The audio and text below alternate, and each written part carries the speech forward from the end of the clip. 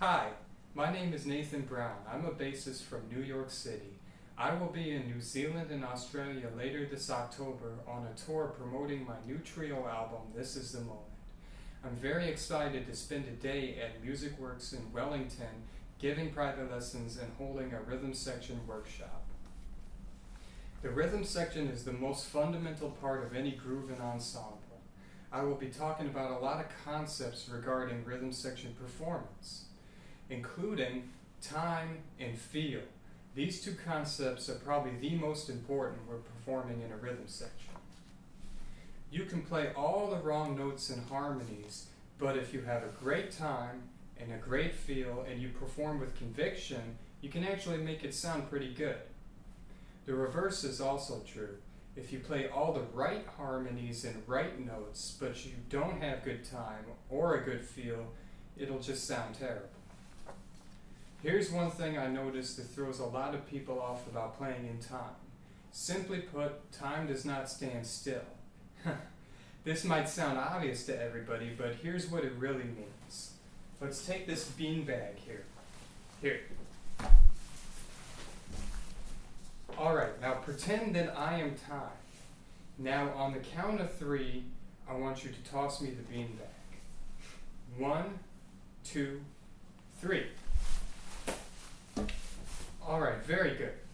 This is an example of executing an action while time is standing still. Okay, now we're going to try this one more time. Take the beanbag again.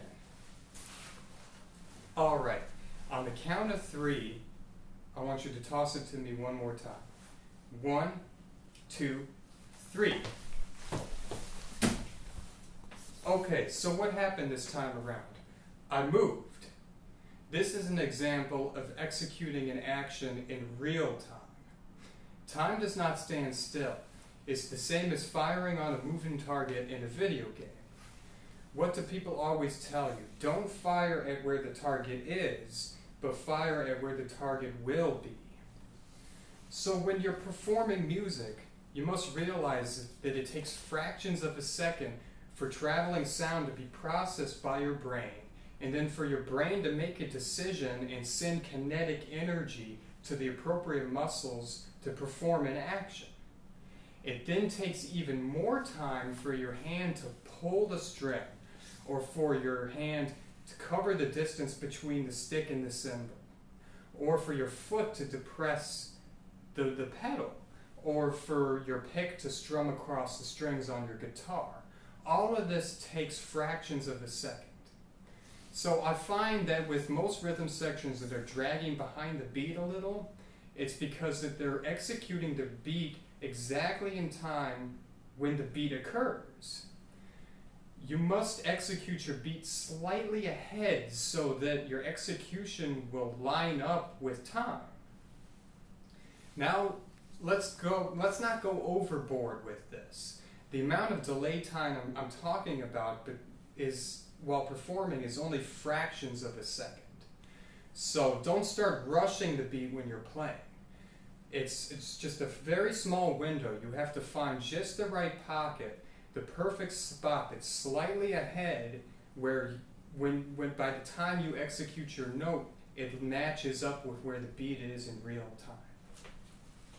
So, here.